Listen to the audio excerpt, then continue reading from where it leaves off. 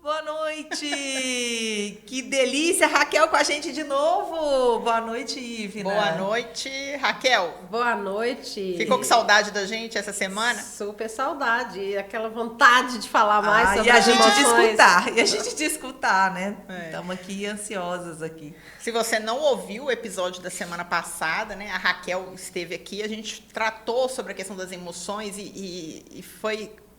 Não deu para falar nem 10% do que tinha que falar.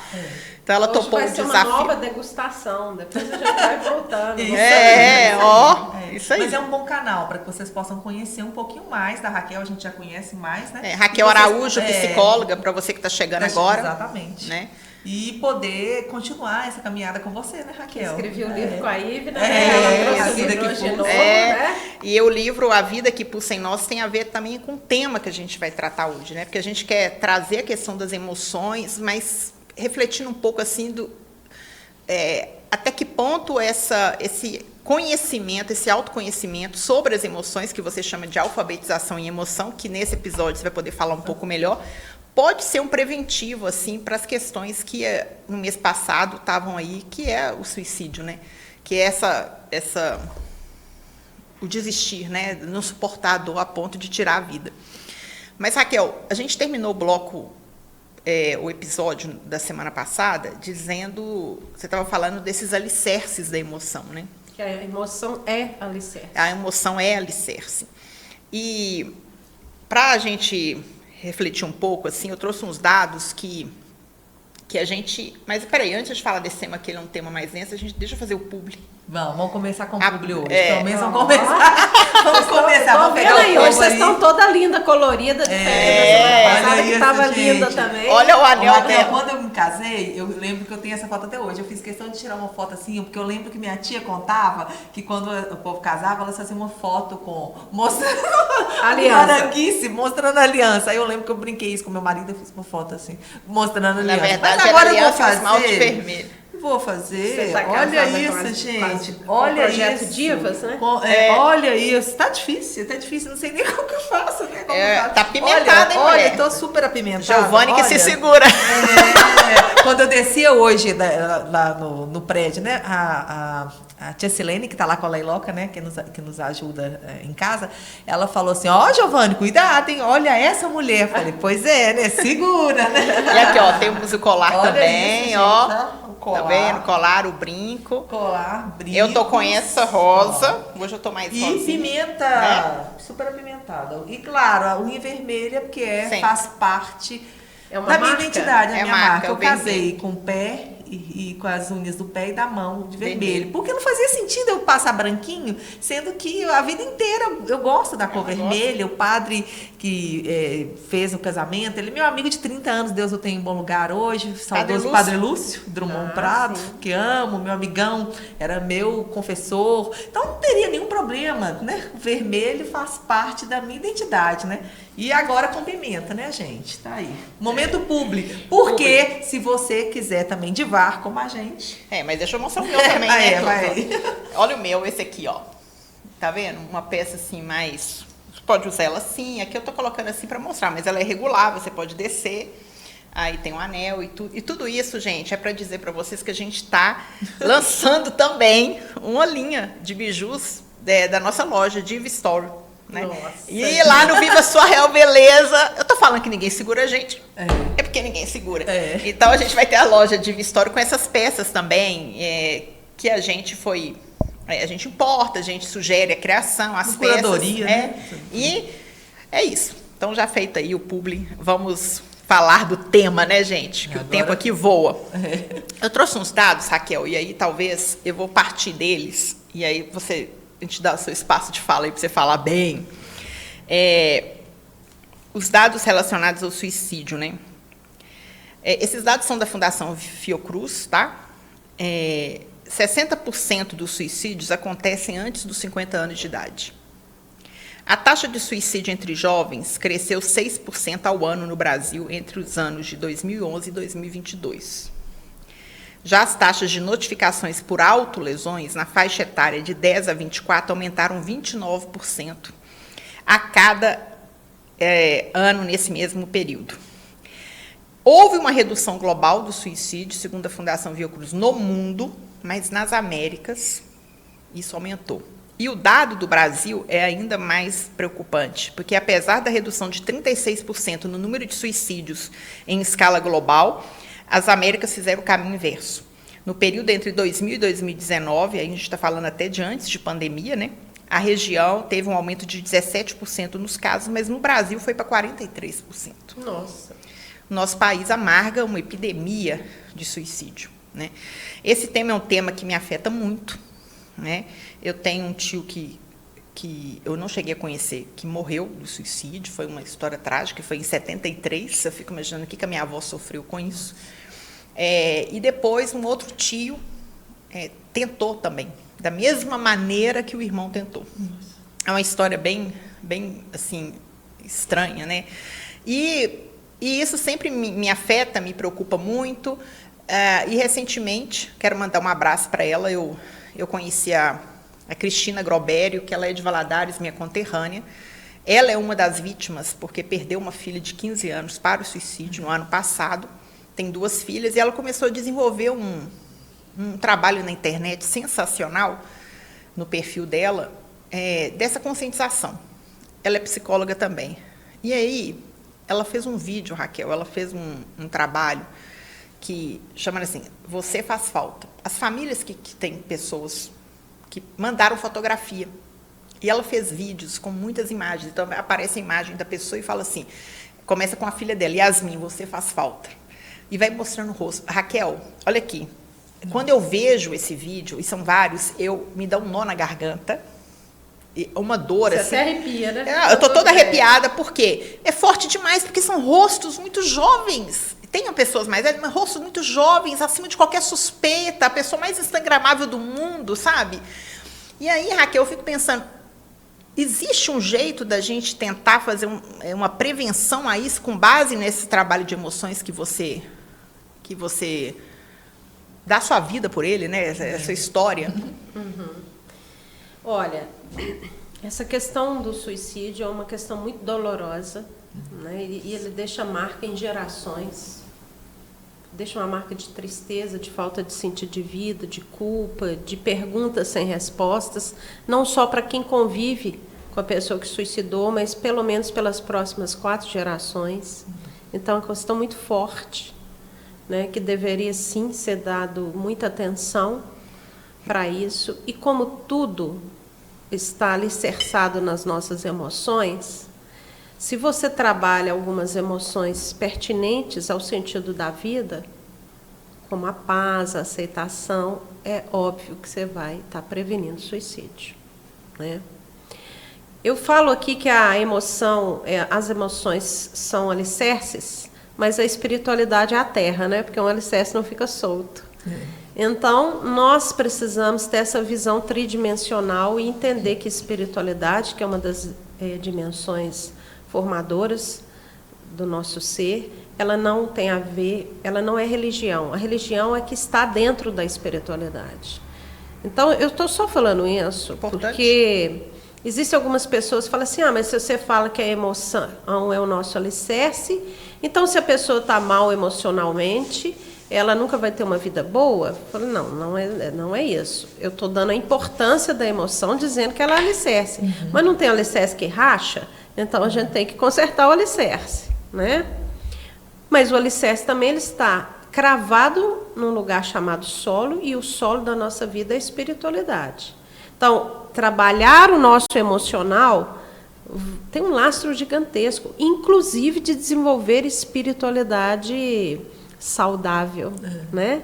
Sentimento de pertença, contemplação da vida, porque o suicídio, claro que é uma questão super complexa, mas ele está inserido num contexto social muito forte, onde o ser humano é capaz de se anular a ponto de tirar a própria vida, né? Aí tem muitas versões, tem gente que diz, não, mas no fundo o suicida é um corajoso. Eu falei, gente, aí é o ato, você está falando do ato da pessoa. Do momento, né? Do ato.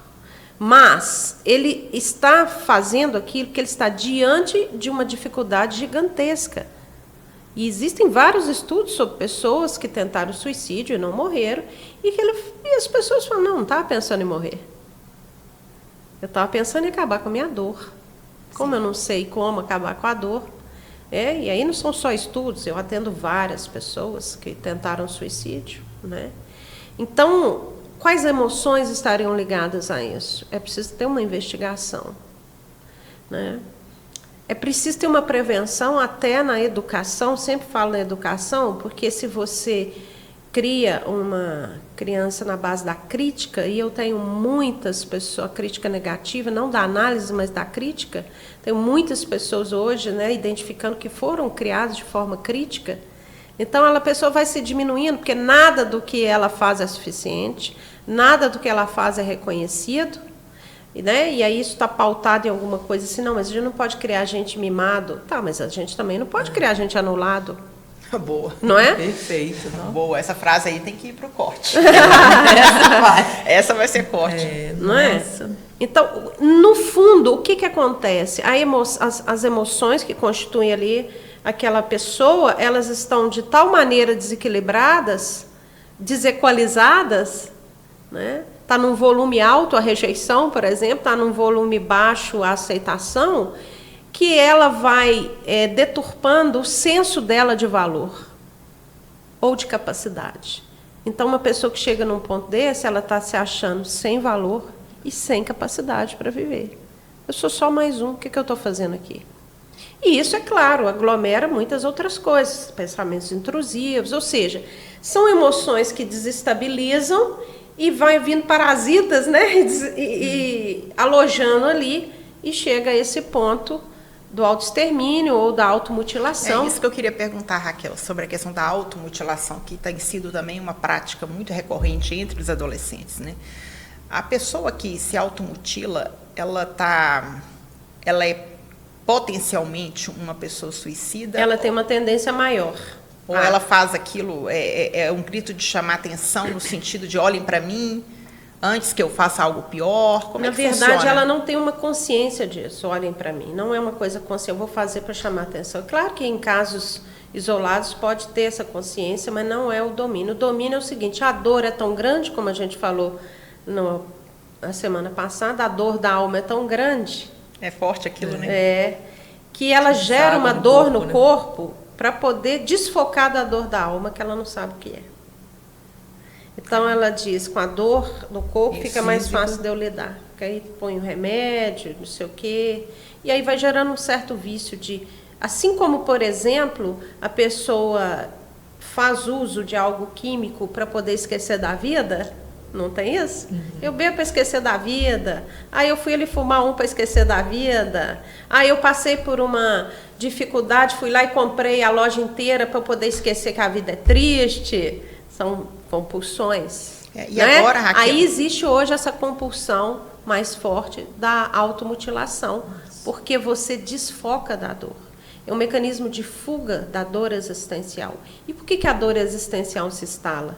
Né? Por vários mecanismos não identificados em nós. Eu sempre falo assim, gente, o psicológico emocional e racional, ele funciona como o estômago. Se você dá comida boa para o estômago, ele vai digerir comida boa. Né? Se você dá comida boa para o seu cérebro emocional e racional, ele vai digerir isso e vai produzir coisas boas. Inclusive a autoaceitação, que é diferente dessa tendência egoísta, eu só penso em mim, não penso em ninguém, não faço nada por ninguém. Tem todos os desequilíbrios acontecendo hoje nesse mundo pós-moderno, né? Mas como é que você não vai pensar em ninguém se você vive num contexto social? Você não pode se anular a ponto de achar que só o outro tem prioridade. Mas você tem que pensar em você e no outro. Isso é um contexto. O ser humano é gregário, ele foi criado biologicamente para viver em bando. Não tem um jeito de você se anular a ponto de falar, não pensa em ninguém, porque não sei o quê. Então, são tantas ilha, coisas, né? Não é uma ilha. Tantas coisas. E é interessante, porque pessoas ilhadas nem sempre estão bem consigo, né? Então, não é só esse mecanismo. Às vezes até uma fuga, né? É uma fuga, em muitas vezes. Claro que nós temos tendências de personalidades mais isoladas mesmo, mas até essa pessoa isolada, ela faz conexão com outras coisas, projetos, pessoas, ela não vai viver em bando, mas ela tem vínculo com outras coisas, né? Mas a pessoa isolada a ponto de vou pensar só em mim, mais ninguém, ela vai adoecendo também. Mas sim, essa pessoa que se automutila, ela é potencialmente uma pessoa mais de risco para o suicídio. E aí, Raquel, dentro dessa perspectiva preventiva, né, falando assim sobre ações também que estão interligadas e que podem, os neurotransmissores, né, que podem nos ajudar a ter uma qualidade de vida melhor. Você falou uma coisa aqui sobre os vícios, as compulsões, né, que ela pode se manifestar na comida, ela pode se manifestar em compras, né? Em compras, em consumo, em jogos. A gente está vivendo um momento agora no Brasil, eu não sei se isso é um fenômeno no mundo, mas no Brasil está uma coisa horrorosa essa questão dos jogos, né? E eu estava lendo... Assustadora, não? Eu estava lendo essas tal de bets, os tigrinhos da vida, e a meninada está toda ligada nisso. E eu, estudando um pouco sobre o tema, eu descobri que, assim, quando a pessoa faz essas apostas, ela sempre ganha nas 2 primeiras rodadas para ela pegar aquela confiança e continuar jogando. E ao jogar, ela vai se endividando. E ao se endividar, ela vai esbarrando no desespero.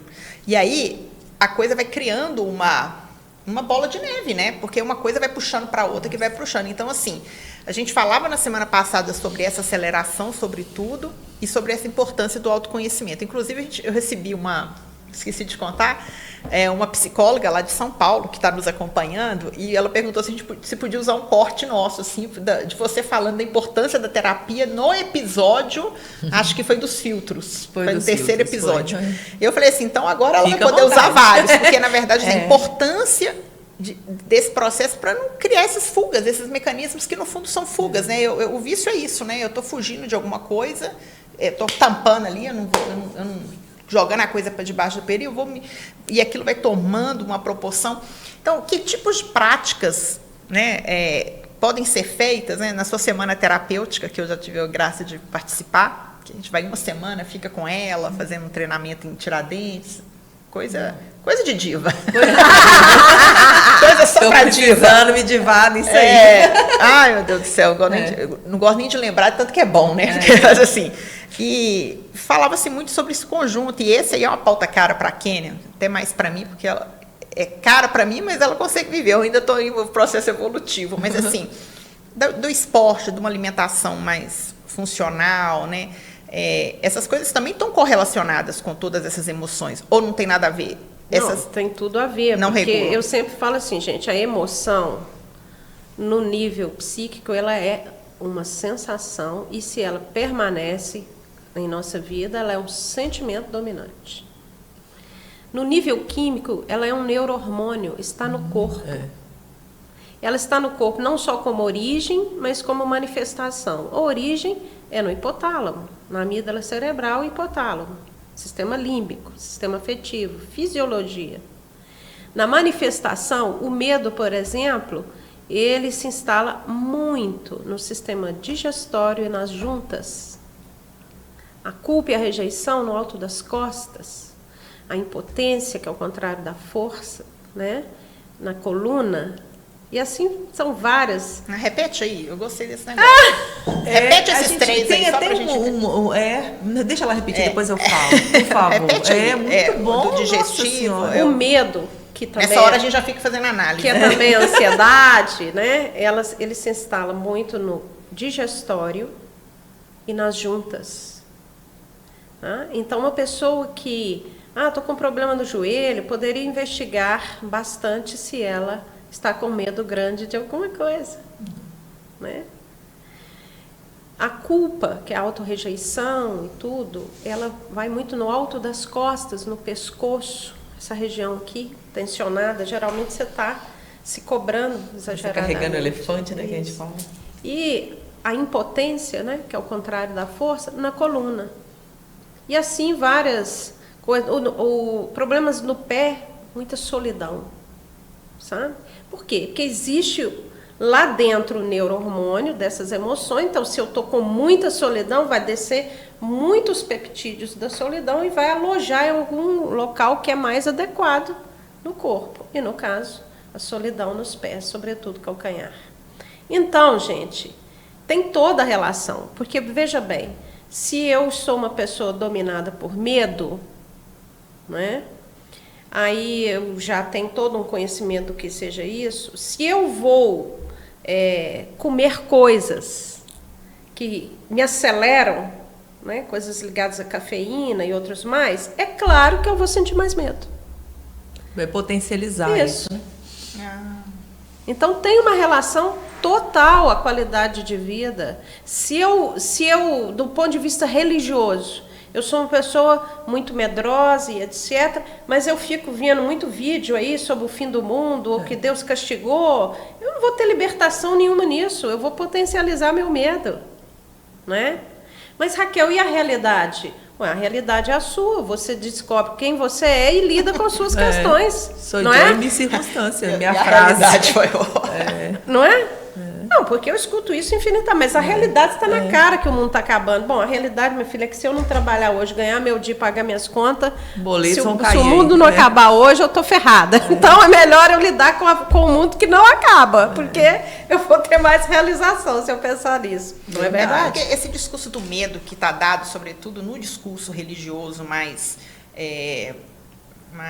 radical, fundamentalista, ele sempre passa pela lógica do medo, né? É claro. Porque eu domino você se eu sou um elemento capaz de ajudar você a vencer o seu medo. Mas qual que é a lógica? Eu alimento o seu medo para você sempre depender de mim.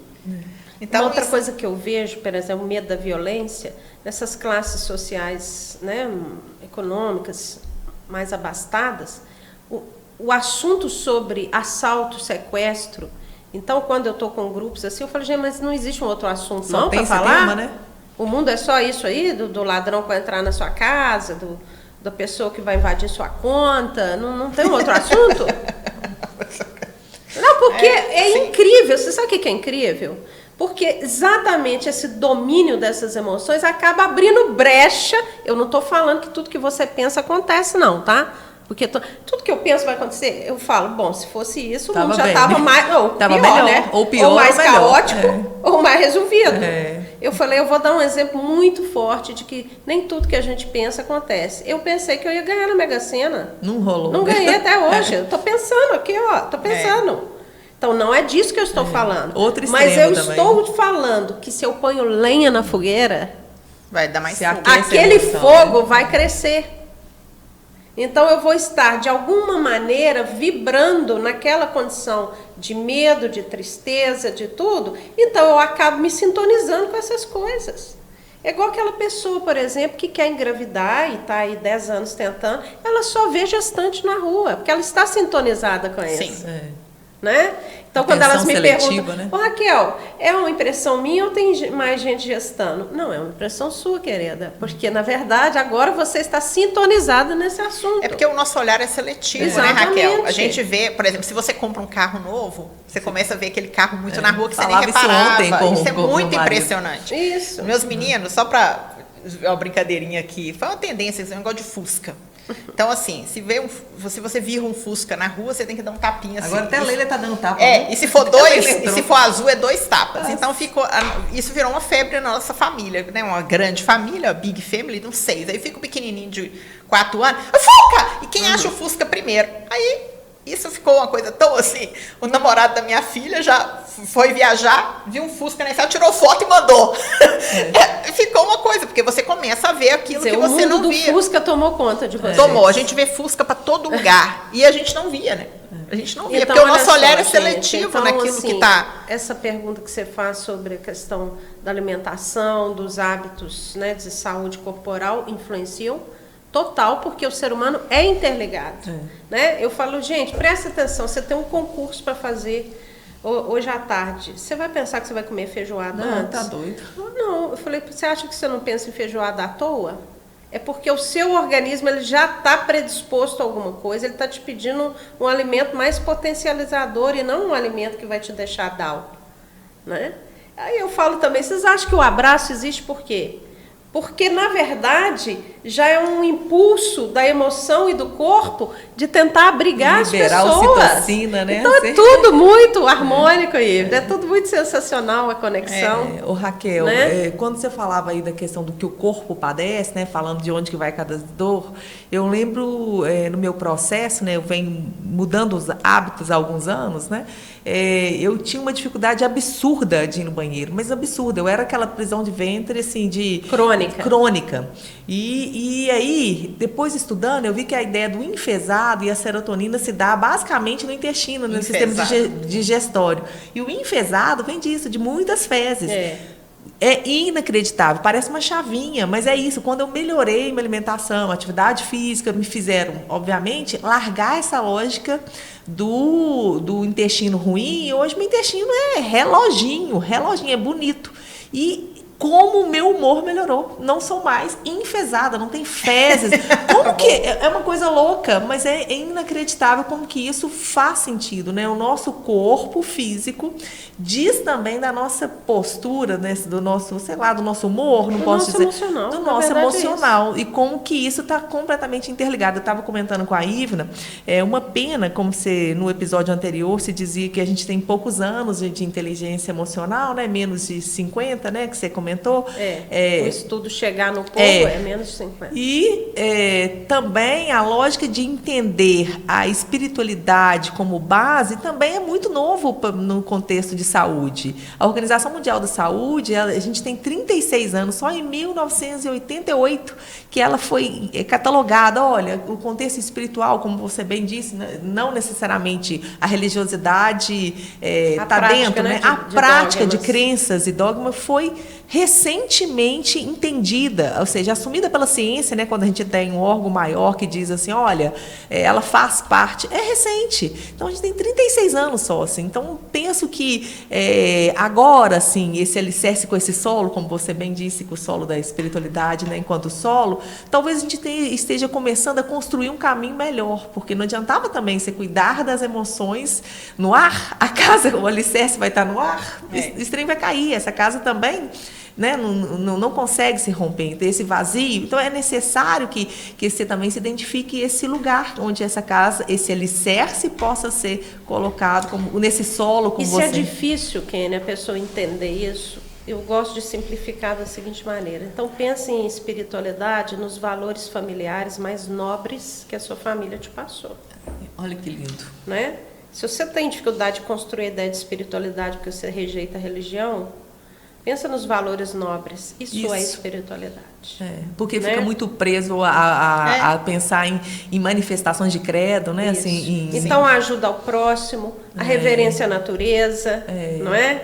A reverência ao próprio corpo. Fica mais fácil, né? Exatamente. O respeito ao outro. A regra de ouro, como a minha filha está aprendendo na escola, filha, olha a regra de ouro, não faça com o outro aquilo que você não gostaria que fizesse com você. Que isso também é bíblico, né? Mas é a regra de ouro, é a ideia de pensar, né? Eu achei legal que eles estão trabalhando o bullying dentro dessa temática. Você lembrou isso? Eu lembrei de uma coisa muito antiga da faculdade, que a pessoa estava descobrindo espiritualidade.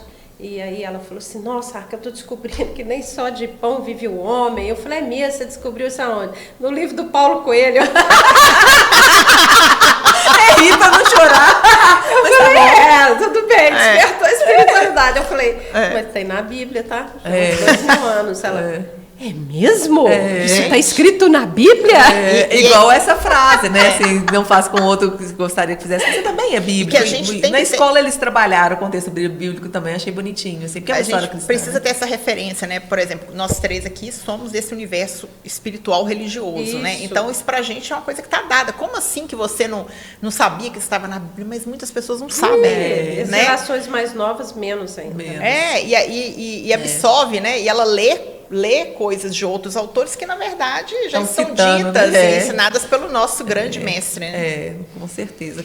Raquel, Você quer falar alguma coisa? Não, era só para dizer isso mesmo, assim, eu achei interessante essa fala, porque eu vivi isso na pele, né, essa ideia do enfesado, Enfesado é muito bom. quem me conheceu há mais tempo, né, aos 20 anos, eu era uma pessoa enfesada, e hoje eu sou uma pessoa que todo mundo fala, nossa, ela é super de bem com a vida, mas eu acho que esse contexto de mudança de vida me fez claro. estar melhor, né, assim, de pensar sempre nisso, olha, eu não sei se o mundo vai acabar amanhã, mas enquanto ele não acaba, né, eu vou pelo menos continuar fazendo o que eu acho que eu devo fazer, né, é isso. Ô, Raquel, e o que é essa, porque a gente falou, né, conversou e tal, mas assim, de modo assim, a gente só tem mais 4 minutinhos. Ah, não.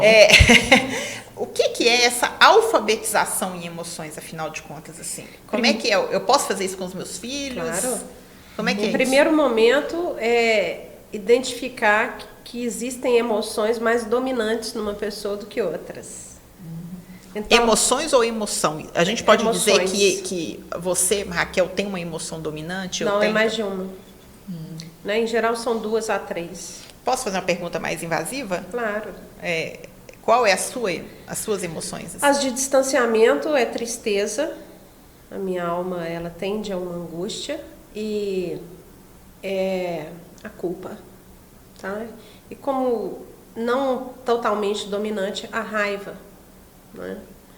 Mas o medo é bem pouquíssimo. Mas e as emoções de aproximação? As minhas emoções de aproximação é a paz e o companheirismo. Né? Mas não um companheirismo clássico de estar grudado fisicamente, mas de manter vínculos muito fortes com as pessoas e de fazer caminhos necessários o que a pessoa me demanda, né? Eu sempre falo, gente, pode me demandar que eu estou aqui, né? Então, o companheirismo é bem forte em mim. A emoção, que aí eu fui despertando a alfabetização emocional, porque a tristeza era dominante, a alegria. Eu fui despertando a alegria, né? A alegria de existir, não a alegria do fracasso, do sucesso. Porque como eu sou uma pessoa muito dada a ideias, pessoas dadas a ideias tendem mais a sentir fracasso, porque como não dá para pôr as ideias todas em prática... Estou me reconhecendo aí. Então, o fracasso é uma coisa que angustia muito a gente, porque o volume de ideia é absurdo. Né? A minha mãe fala assim comigo, Ivna, que horas você dorme? Porque assim, a minha mente, todos os dias que a minha mãe sobe, eu tenho um fato novo para mostrar para ela. Ontem eu fui mostrar as peças das... Mas como assim, minha filha? Eu falei, a gente vai fazer ela. E aí ela diz ela que uma amiga chegou e falou assim, eu fico boba com a Ivna, como é que aquela cabeça não para de funcionar? Então, Raquel, desculpa mudar o assunto, mas e eu? Porque você me conhece, quais são as minhas emoções, assim? Tá, pegou o carona e... vou pegar, ué, eu já tô aqui, faço terapia também. Embora na terapia a gente que fala, não é o profissional, né? Mas assim, você consegue perceber em mim uma emoção de proximidade, uma de distanciamento que são mais evidentes? Distanciamento com certeza é tristeza, né? Porque ela tem essa questão da angústia. Né? Agora, mas a sua angústia, ela te domina quando vem a sensação do fracasso, não como algo muito natural, ela é acionada poderosamente. Né? Porque naturalmente a alegria ela é muito forte, você tem uma capacidade de viver hoje, de viver intensamente as coisas, então as duas brigam bem, a alegria e a tristeza. Você sabe que a filha dela falou que eu sou essa daqui, ó, a Leila. Tá vendo por quê? Por causa do sorriso. Por causa dos dentes escancarados. Exatamente. Agora, outra emoção muito forte para mim, é o companheirismo. Você estabelece vínculos muito fortes. Né? Então, seus vínculos são indestrutíveis. Vai fazer igual a menina. Agora e eu? E eu, tia? Agora fala, vai. Senão a gente vai despertar uma emoção aqui de Olha, uma rejeição. eu conheço pouco, né? Isso que eu imaginei. Pouco, mas eu diria, assim, pelo que eu vejo na rede social e lá naqueles encontros antigos, que uma emoção muito dominante sua é a força. Tá? Porque a força, ela traz perseverança, ela traz constância, né? Então, E é interessante que a força se manifesta dela até na estrutura corporal, isso, né? exatamente. A gente falava um pouco sobre essa questão de padrões estéticos, assim. Eu Que, falava assim, que eu sou um mulherão, né? que é um mulherão. bem Ela é grande, né? E a É. mãe dela também tinha esse mamãe perfil, também. quadril largo e tal. E assim, ela fala assim, eu não faço uma dieta, alguma coisa, eu tenho um hábito saudável de vida para poder ficar magrinha, porque não é o meu biotipo. Exatamente. Então essa coisa da força está muito também na Mas postura. a alfabetização, É. ela tem que vir com, primeiro, observação das emoções dominantes, né? E parar de julgá-las. Filho, você está sentindo acolher, isso? né? Isso realmente faz você sentir mal, mas você pode aprender a liberar isso. E a liberação, ela tem várias técnicas, que passa também por estar presente, prestar atenção nisso, na comida, prestar atenção nas coisas que dão prazeres, prestar atenção na respiração. Isso tudo faz alfabetização emocional, reorientação da emoção. E reforçar as de aproximação. Nossa, você é tão isso, você podia fazer mais isso. Nossa, fico impressionada como você realmente traz essa marca, você traz essa diferença. Vamos tentar ampliar isso para outras coisas da sua vida. Você é tão criativo, vamos ser criativos nessa área que está difícil para você. Então, esse estímulo do positivo e esse acolher do negativo, não como coisa fatal, mas como coisa a reorientar. Uma coisa que eu sempre digo assim, quando a mulher está falando do ciclo menstrual, da TPM, do sei lá do que mais, esse sofrimento todo aí, da menopausa. Não, porque você sabe, né, Raquel, não tem jeito, tem que ser assim. Eu falei, mas tem que ser. Como assim? Tem que ser como? Tem que ser como? Sofrido? Não é? Mas, isso tem solução? Eu falei, tem solução tudo aquilo que a gente põe foco. Às vezes não é a solução que a gente quis e nem é tão imediato. Né? Mas a médio prazo, essas questões emocionais e corporais, elas têm grande solução. Se você pega casos gravíssimos do câncer, ou até mesmo de lesões graves no corpo, se a pessoa está trabalhando uma alfabetização emocional, a recuperação dela é muito mais ampla. Sim. Não é? E se ela associa isso com alimentação, com a espiritualidade saudável, a gente diria até que beira a cura. Muita coisa beira a cura. Né? Pessoas mais dedicadas à cura conseguem até reconstrução de lesão medular. A pessoa fez um exercício de dedicação àquilo ali, né, violenta. Violenta no sentido de disciplinar, né? persistente. Né? Mas, olha, tem que ter o conhecimento do que é a emoção, tem que observar quais se manifestam e tem que reorientar aquelas que são limitantes e sofridas e potencializar aquelas que são a nossa marca na vida, na verdade, né? Muito você não bom. acha que você tem vínculos fortes? Eu tenho. Eu gostei muito, assim, Ô, Raquel, eu vou fazer uma publi aqui, mas é uma publi nossa agora, que é o seguinte, eu mostrei, né, no episódio anterior, esse livro a gente escreveu em 2018, eu e a Raquel, depois dessa semana terapêutica que eu participei com ela, a gente... Olha que interessante, Raquel, como é que isso toca aí? Você falou essa coisa de gerações sobre o suicídio. Agora que eu me recordei que eu não estava previsto isso. Eu peguei o livro por causa da Vida que Pulsa e porque a gente ia falar sobre o tema do suicídio. Mas você lembra que, como é que nasceu esse livro? Eu tinha ido a uma missa de sétimo dia de um jovem, de um adolescente que era próximo à minha sobrinha, e a mãe não podia acompanhá-la, eu fui acompanhando. E eu me deparei com aquela cena que me marca muito, era ali no santuário da igreja Padre Eustáquio, e tinha ali a mãe enlutada, eu sentei na frente a mãe, a família, né, o pai, e a imagem, um banner que fizeram dele de um lado, e onde faz as leituras, tinha ali um jovem rezando um salmo com aquela vida. E aquele contraste me tocou muito, né? Assim, a imagem da morte ali no suicídio desse jovem e tal, enfim. E eu mando uma carta para você, dizendo do meu medo em relação a isso, no sentido de se existe alguma forma. Eu na verdade, já pergunto, agora que eu estou lembrando disso. E aí a gente começou a escrever essas cartas, você me respondeu uma forma de carta, eu falei, então esse assunto vai render e virou um livro.